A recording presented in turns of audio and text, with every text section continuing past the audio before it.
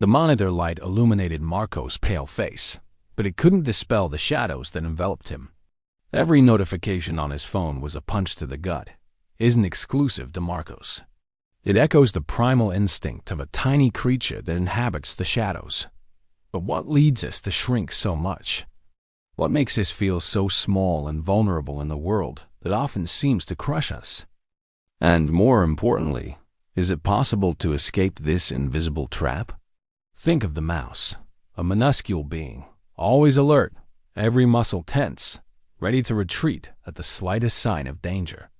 It scurries through corners, its quick paws propelling it to the refuge of a crack, a dark hole, away from the hungry eyes of predators. Its life is a constant escape, an incessant search for a place where it can feel, if only for a brief moment, safe and invisible. A reminder of how invisible, how insignificant he felt. The invitation to the next day's work meeting lay untouched on the screen, an insurmountable mountain rising before him. Ideas bubbled in his mind, but an inner voice, cruel and relentless, suffocated him. Who cares what you think? You're small, weak, a walking mistake. He hunched in his chair, shoulders slumped, as if trying to disappear into his own body, to flee the imminent threat of being noticed, judged, and inevitably rejected. This feeling of shrinking, of overwhelming vulnerability, this is the metaphor for self-deprecation, the human soul that transforms into a mouse, seeking refuge in its own insignificance. The meeting room was a brightly lit, cruel stage. Maria felt every gaze as a spotlight stripping away her imperfections. Its life is a succession of alerts. Self-deprecation in humans activates a primitive defense system. The silence that followed was not one of disapproval, but of expectation. Her boss, noticing the discomfort, asked a direct question, forcing her out of her mental refuge. It was the moment when the mouse-like Maria had to decide: continue shrinking and disappear, or risk being seen, even if it meant facing the fear of judgment. Reason screamed for her to stand up, to defend her work. Instinct, however, pulled her back to the safety of anonymity. Just as the mouse reacts to an imminent physical threat, understanding that self-deprecation is often the manifestation of an ancestral instinct for self-protection doesn't diminish it, but illuminates it. It invites us to observe, to recognize the mouse that lives within us, and to ask, to what extent does this instinct still serve us? And when does it become an invisible cage that prevents us from flourishing? The individual who self-deprecates perceives social judgment, real or imagined, as an existential danger. The tendency to shrink, to avoid eye contact, to speak softly, or to absent oneself from prominent situations is not just shyness. It's an instinctive response of protection. Evolutionary psychology shows us that the need for belonging and the fear of social exclusion are as powerful as the fear of physical predators. Our brain, shaped by millions of years of evolution, still carries remnants of this flight and concealment mechanism when it feels threatened in its social status or self-image. Every moving leaf, every dancing shadow is a potential predator. Its tiny body, its limited vision, its keen sense of smell, everything about it is geared towards survival through invisibility. It has no sharp claws or venomous fangs. Its only defense is flight and hiding. Its instinct compels it to seek cracks, tangled roots, the safety of underground burrows. It moves stealthily, low to the ground, always ready to retreat. It is a master of discretion, a constant fugitive from the light and attention that could mean its death.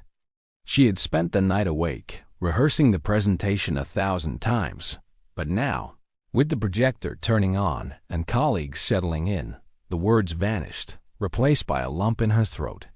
Her boss, Aina, encouraged her with a smile, but Maria saw only silent judgment on every face. Her body shrank in the chair, her hands sweating, and her voice, once firm, turned into an inaudible whisper. Self-deprecation paralyzed her, undermining her ability to express herself, to show the value of her ideas. The air felt thin, and all Maria wanted was to disappear, to vanish from that oppressive environment, as if her very being were an inconvenience, a mistake to be corrected by absence. Now imagine the small mouse, newly born in an open field. The comparison between Maria and the mouse, at first glance, might seem an exaggeration, but the essence of the behavior is surprisingly similar. Back in the meeting room, Maria's presentation was coming to an end. The beauty and tragedy of the human condition lie in this eternal dance between what we are by nature and what we aspire to be by reason. The meeting room was a brightly lit, cool stage. Maria felt every gaze as a spotlight stripping away her imperfections. She had spent the night awake, rehearsing the presentation 1,000 times, but now, with the projector turning on and colleagues settling in, self-deprecation in humans activates a primitive defense system. The silence that followed was not one of disapproval, but of expectation. Understanding that self-deprecation is often the manifestation of an ancestral instinct for self-protection doesn't diminish it, but illuminates it. It invites us to observe, to recognize the mouse that lives within us, and to ask, to what extent does this instinct still serve us? And when does it become an invisible cage that prevents us from flourishing? Her boss, noticing the discomfort, asked a direct question, forcing her out of her mental refuge. It was the moment when the mouse like Maria had to decide, continue shrinking and disappear, or risk being seen, even if it meant facing the fear of judgment. Reason screamed for her to stand up, to defend her work. Instinct, however, pulled her back to the safety of anonymity. Just as the mouse reacts to an imminent physical threat, the individual who self-deprecates perceives social judgment, real or imagined, as an existential danger. The tendency to shrink, to avoid eye contact, to speak softly, or to absent oneself from prominent situations is not just shyness. It's an instinctive response of protection. Evolutionary psychology shows us that the need for belonging and the fear of social exclusion are as powerful as the fear of physical predators. Our brain, shaped by millions of years of evolution, still carries remnants of this flight and concealment mechanism when it feels threatened in its social status or self-image. The words vanished, replaced by a lump in her throat. Her boss, Anna, encouraged her with a smile, but Maria saw only silent judgment on every face. Her body shrank in the chair, her hands sweating, and her voice, once firm, turned into an inaudible whisper. Self-deprecation paralyzed her, undermining her ability to express herself, to show the value of her ideas. The air felt thin, and all Maria wanted was to disappear, to vanish from that oppressive environment, as if her very being were an inconvenience, a mistake to be corrected by absence. Now imagine the small mouse, newly born in an open field. Its life is a succession of alerts. Every moving leaf, every dancing shadow is a potential predator. Its tiny body, its limited vision, its keen sense of smell, everything about it is geared towards survival through invisibility. It has no sharp claws or venomous fangs. Its only defense is flight and hiding. Its instinct compels it to seek cracks, tangled roots, the safety of underground burrows.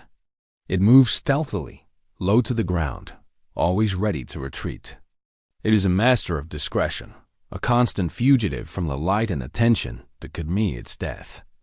The comparison between Maria and the mouse, at first glance, might seem an exaggeration, but the essence of the behavior is surprisingly similar. Back in the meeting room, Maria's presentation was coming to an end. The beauty and tragedy of the human condition lie in this eternal dance between what we are by nature and what we aspire to be by reason.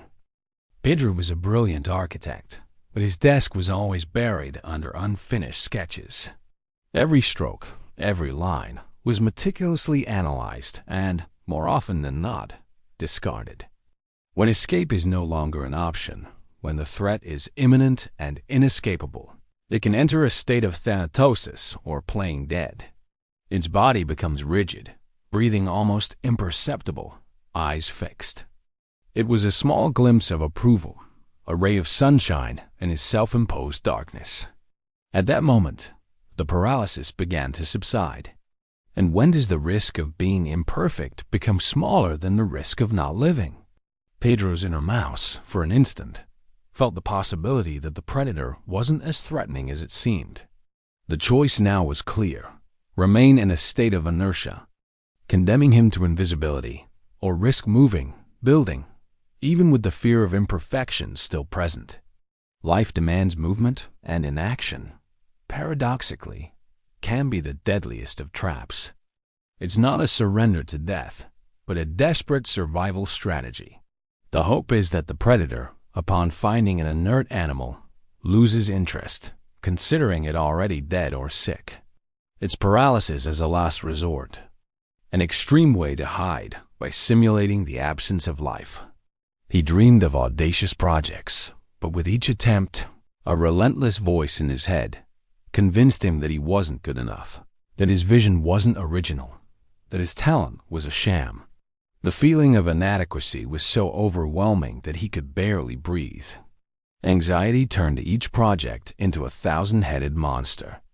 And Pedro, paralyzed by the fear of failing, or of not reaching an impossible standard of excellence, watched his deadlines expire and his dreams turn to dust. With each new challenge, he felt smaller, incapable, and procrastination became his refuge, an unconscious way of avoiding confrontation with his own imperfection. Now, think of the mouse's instinctive reaction when cornered. The parallel between Pedro's paralysis in the face of perfection and the mouse's thanatosis reveals a deep psychological mechanism. Severe self-deprecation often leads to paralyzing procrastination. Perfectionism, fueled by the belief that anything less than flawless is a failure, creates an environment of constant threat. Just as the mouse plays dead to avoid being hunted, the individual who self-deprecates can play inert, procrastinating, avoiding tasks, postponing decisions, to avoid judgment and the possibility of failure that would confirm their own negative beliefs. Neuroscience shows us that the brain, under extreme stress and perceiving a threat to the ego, can activate a freeze response similar to the fight or flight response. It's a shutdown response, a way for the nervous system to protect itself from emotional overload. In his office, Pedro looked at the monitor, where a skyscraper design was taking shape. A colleague approached, praising the initial sketch. Self-deprecation invites us to an existential freeze, but nature reminds us that even simulating death is a strategy for life. What is the cost of not moving? Clara was the life of every party, but inside, she felt like a ghost. However, a mouse that is consistently rejected or excluded by the group, whether due to aggression from other males or not fitting the social pattern, tends to isolate itself. An old college friend spotted her and waved, inviting her to join their table. Clara's heart pounded. Instinct pulled her towards the door, to the safety of flight. Silence, self-isolation, invisibility. Everything seemed more comfortable than risking being judged or, worse, being ignored after exposing herself. It was a moment of decision. Continue in her corner, mimicking the excluded mouse, or break the pattern, risk a new connection, even if it meant the risk of being hurt again. It hides in a corner, avoids direct contact. The mouse shows us that silence can be a defense, but also a prison. When does the pursuit of invisibility become the greatest barrier to true connection? And how can we learn to reframe the fear of rejection so that it does not condemn us to a lonely and diminished existence? Its activity decreases, and it becomes less vocal. This behavioral isolation is a form of self-protection. By becoming silent and less visible to the group, it reduces the likelihood of being attacked or marginalized, even if it means living on the fringes in a self-imposed solitude to avoid further rejections. Every laugh, every hug, was a desperate attempt to fill a void that gnawed at her. Self-deprecation manifests here as an extreme sensitivity to criticism and rejection, leading to social avoidance behavior. Our evolutionary psychology tells us that social rejection was, in ancestral times, equivalent to a death sentence. Being expelled from the group meant extreme vulnerability to predators and starvation. The human brain, still carrying this programming, reacts to social rejection with an emotional pain that activates the same brain areas as physical pain. To protect itself from this pain, the individual who self-deprecates, like the mouse, chooses silence and isolation, becoming smaller and less accessible to avoid the possibility of new exclusion. It is a dysfunctional self-protection strategy because while it avoids immediate pain, it perpetuates loneliness and the belief of not being worthy of affection. She grew up hearing that she wasn't pretty enough, interesting enough. These voices, now internalized, echoed in her mind whenever someone moved away or didn't respond to a message. She saw in the other's absence the confirmation of her own insignificance, and the pain of rejection, real or imagined, led her to retreat. Instead of confronting what hurt her, Clara became increasingly silent, pulling away, diminishing her presence, becoming almost invisible to avoid the pain of a new wound. Now, observe the behavior of a social mouse in a group. Although small and vulnerable, these rodents exhibit complex hierarchies and interactions. The parallel between Clara's social reclusion and the silence of the rejected mouse is deep and painful. In a bustling cafe, Clara sat alone, watching couples and friends chat. Human life is a constant balance between the need for connection and the fear of vulnerability. Ricardo lived his life with excessive caution. Every decision was weighed to exhaustion, every step calculated to avoid the slightest risk. He had a good job, but refused promotions that would take him out of his comfort zone. He had artistic talents but never exposed them, afraid of criticism. The invitation was a crack in the wall of his box. The mouse reminds us that, even without predators, the instinct to hide can persist. When does the desire for protection become an obstacle to life itself? And how can we dare to open the doors of our own box, allowing ourselves the freedom to be, even in the face of imperfection? Ricardo's instinct was to refuse, to remain in the comfort of predictability. The idea of something new, unpredictable, terrified him. His inner mouse screamed to stay safe in its small, familiar shelter. But there was a pang of curiosity, a repressed desire to experience life outside the walls he himself had built. The choice was between the illusory security of reclusion and the liberating uncertainty of exploration. His house was impeccably organized, every object in its place, as if external order could compensate for the internal chaos of his self-deprecation.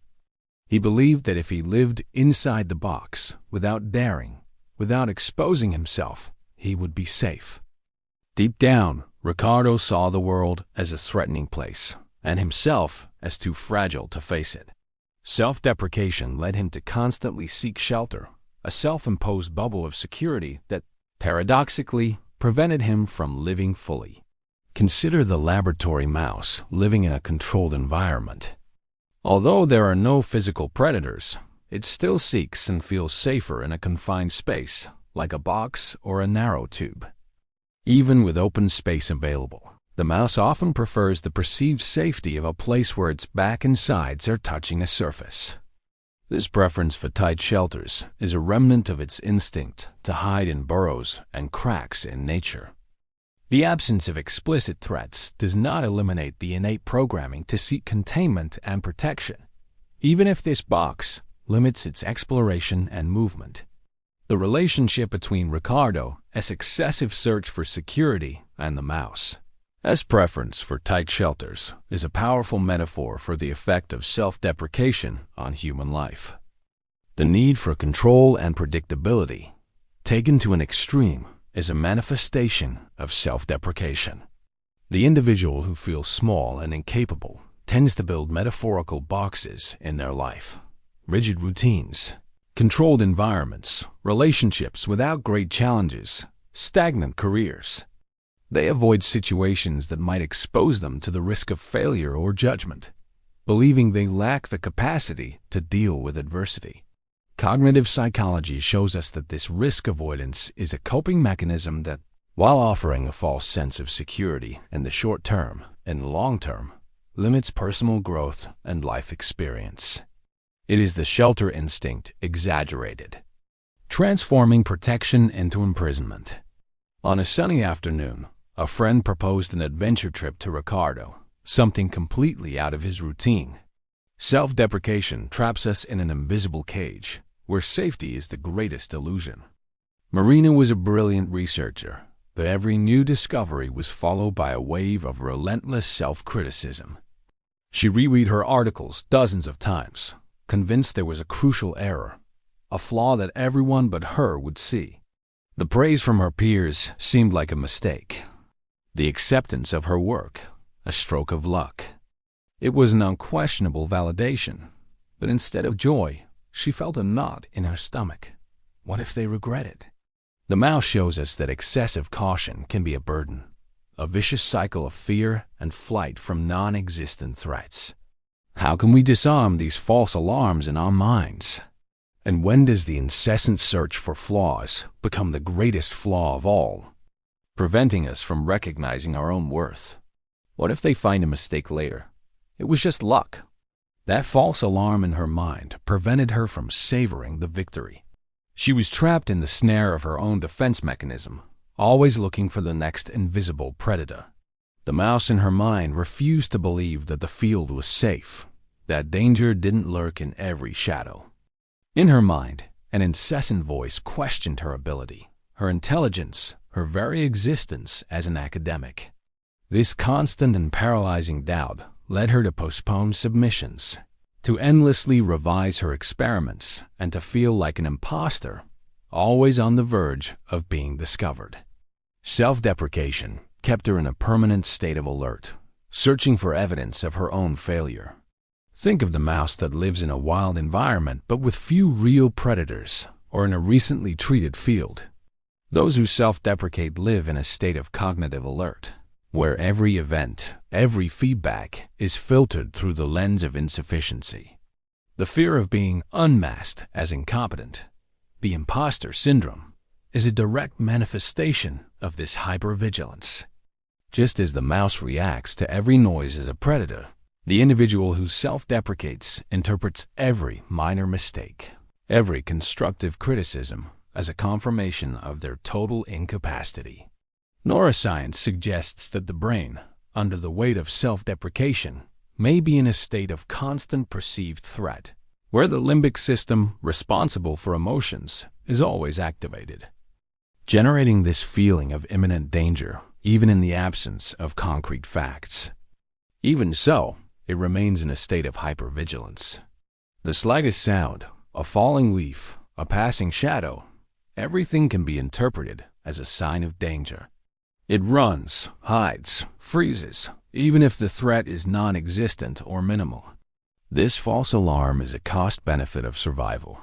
It is better to react to a false positive and waste energy than to ignore a real threat and die. The mouse is programmed for extreme caution, for the fear of what might happen, even if the real evidence is scarce. The parallel between Marina's constant doubt and the mouse's hypervigilance reflects a crucial aspect of self-deprecation. Marina received an email with the approval of her latest article for a high-impact journal. Self-deprecation is a windmill where we fight against invisible enemies. Lucas, since childhood, felt a step behind everyone else. In school, in sports, even in conversations, he always saw himself as the lesser. In every social interaction, he mentally positioned himself below others, expecting to be disregarded or ignored. His colleague, Joe, expressed a similar but less elaborate idea and was promptly praised. An inner voice that tells us to occupy the smallest possible space. The mouse reminds us that submission can be a survival strategy, but rarely one of flourishing. How can we rewrite the script of our own internal hierarchy? And when does genuine humility diverge from the self-deprecation that condemns us to a life of less when we could have been more. Lucas's inner mouse felt the familiar pang of inferiority. Of course, Joe's idea is always better. Mine doesn't matter. He found himself in the vicious cycle of staying silent, diminishing himself, yielding the spotlight, reinforcing his own position in the hierarchy he had built in his mind. The moment of choice was between challenging this internal and external hierarchy or remaining in his self-imposed position of submission. This perception of inferiority led him to be silent in groups, not to express his opinions, to easily yield to the desires of others. He believed that, being smaller, his needs were less important, his desires less valid. This self-deprecation was not just an emotion. It was a structure of his being, a fixed place he occupied in the imaginary hierarchy of life.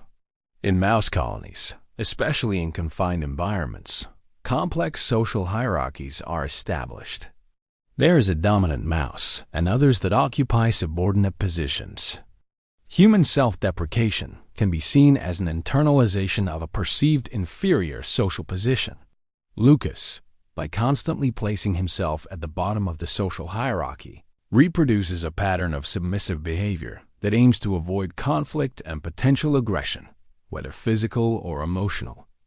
Social psychology shows that social comparison is a powerful factor in the formation of self-esteem. When we compare ourselves unfavorably to others, we can internalize a belief of inferiority. This belief manifests in behaviors of submission, lack of assertiveness, and self-effacement, strategies that, while seeking to protect the individual from rejection or confrontation, ultimately reinforce the cycle of self-deprecation.